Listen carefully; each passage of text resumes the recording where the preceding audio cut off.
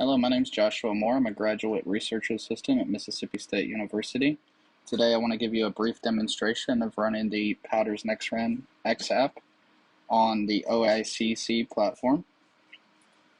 So Nexran Xapp essentially implements RAN slicing by creating slices and then binding those slices to the node B. Those slices are then bound to UE, which implements the downlink RAN slicing. So this is the instructions that we create for the OAIC platform. You can find this through our website or through our GitHub, and these are built using Sphinx. And as you can see down here, once you follow all this and get all of the other components and services installed, then you can choose which Xapp you want to deploy and run. Today we're going to run the Nexran Xapp. So we're going to start by installing the SRS RAN with E2 specifically for the Nexran. So I'll go ahead and get started. So first of all, we want to start in the OAIC directory, and we're going to clone down a different SRS LTE. So I'll copy this command.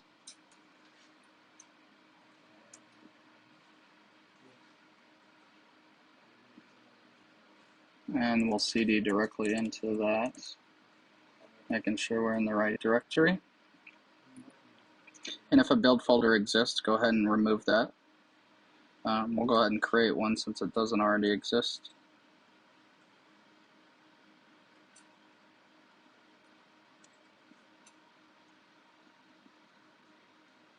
We'll export this path real quick. And depending on your machine's performance, it may take longer than the demonstration here today or shorter time period to compile this SRS RAN. But we want to make sure that we select this whole CMake command and copy it, like so. And paste it directly in the terminal. And it's telling me to install CMake, so I'll go ahead and follow that direction.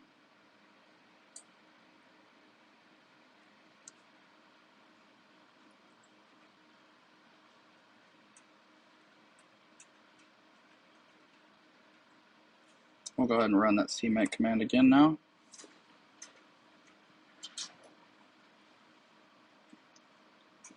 So it's telling me that the package does not exist. So let me go to our instructions and fix that real quick.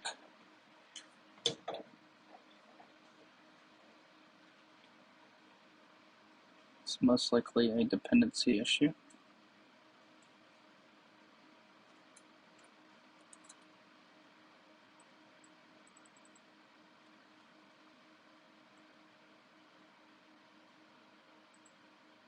Because we want to see a complete status there.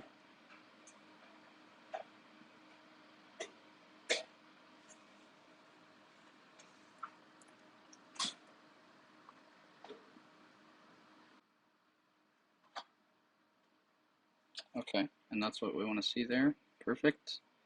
So we'll continue with this instruction set here. So now we're gonna make that.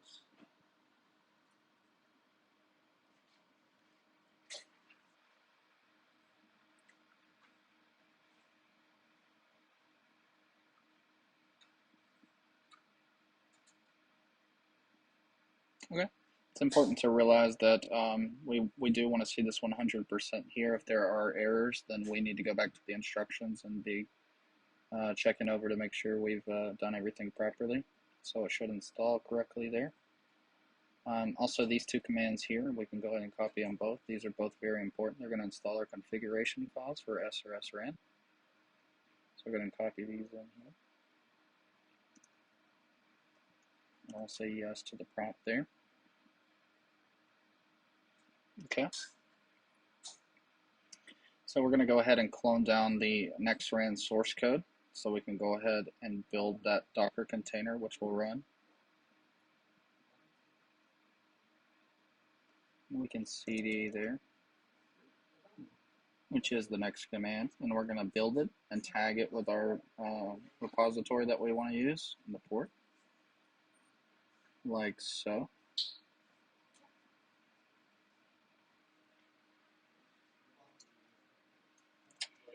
And we'll replace the machine IP address with the one we copied, which in my case is 192.168.0.135.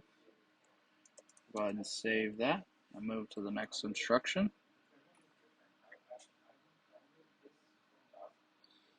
So now we can go ahead and add UE1 because we're doing ZMQ.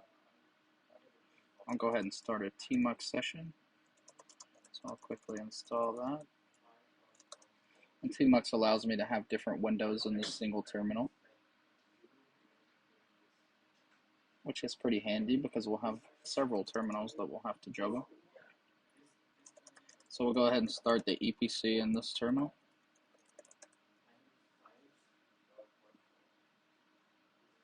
We need to export some environmental variables so we can start the eNodeB in the second terminal window.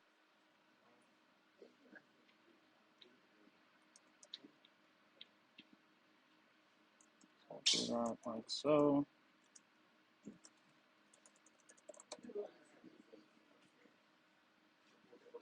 And then the SRS eNodeB command, we'll go ahead and copy and paste that there. And there will be a lot of output from the eNodeB, but we're specifically looking for the RIC state to stay established down there at the bottom, which it did. So we can move on to the UE.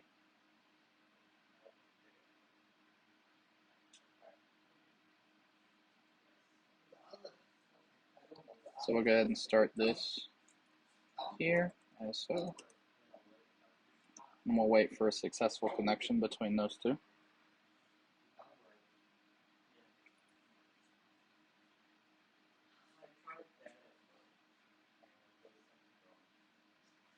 It will become clear very soon why I have 3 terminal windows open. Okay, so that connected successfully. I'm going to open a new pane and start the iPerf server. The iPerf server is going to allow us to exchange traffic so we can monitor the throughput. So I'll go ahead and install iPerf real quick and then run that command.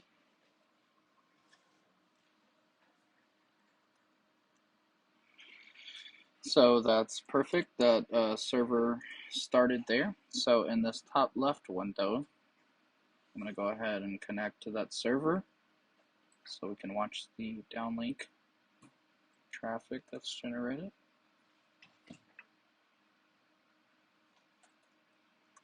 I do need to go ahead and SSH to my machine here. So 1 second.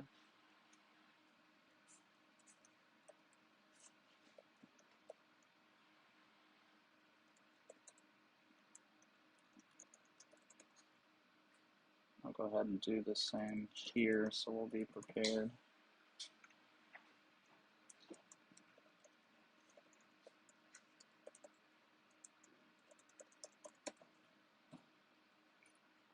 Okay, and like I said, we'll paste that command in there and we should start seeing the exchange of traffic. So in the middle we have transfer in megabytes per second, and then we have bandwidth on the right side.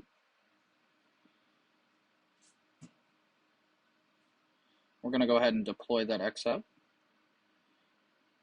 So it is running in the near real-time RIC. So in our rightmost terminal here, we'll export these environmental variables. Okay. We'll go ahead and run this top command, which, as you can see, uses that Nexran onboard.url to onboard successfully this Nexran Xapp.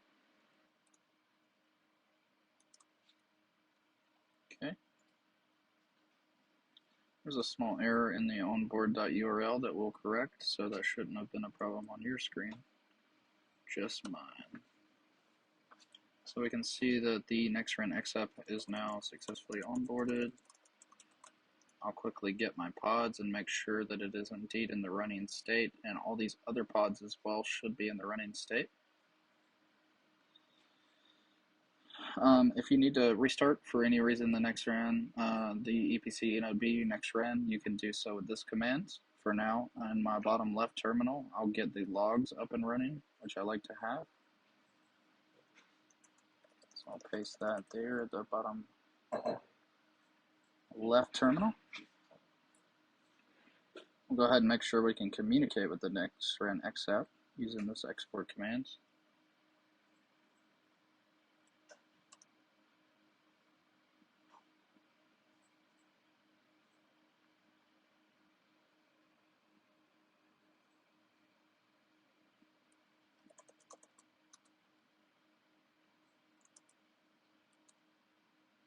Okay, that's perfect. We got our IP address, and what we're going to do now is we're going to go and run the script that's going to create a fast and slow slice, and I'll go ahead and show you that script briefly.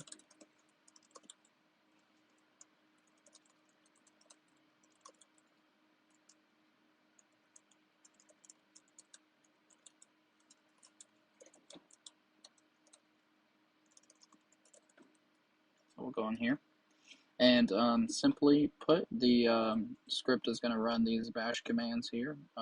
It's going to communicate through the northbound interface. We're going to list the node B, the slices, the UEs. Then we're going to create the node Bs and the slices. We're going to bind those slices to the node Bs and then to the UEs, which is going to change the resources. Okay.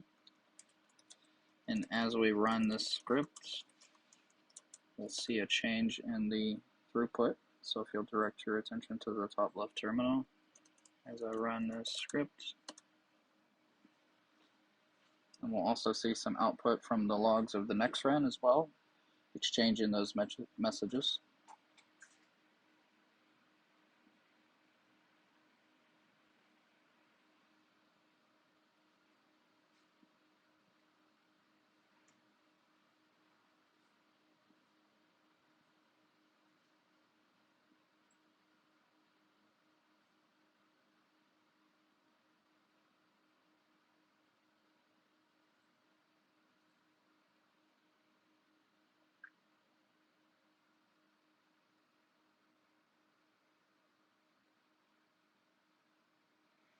So we definitely do see a drop. It's a slight drop in the throughput here that you can observe. And we'll go ahead and drop that even more drastically by inverting the slices here.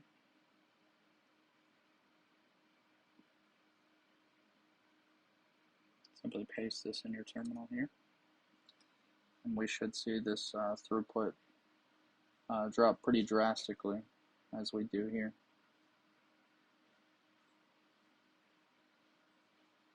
Going from about 30 megabyte per second to about 8.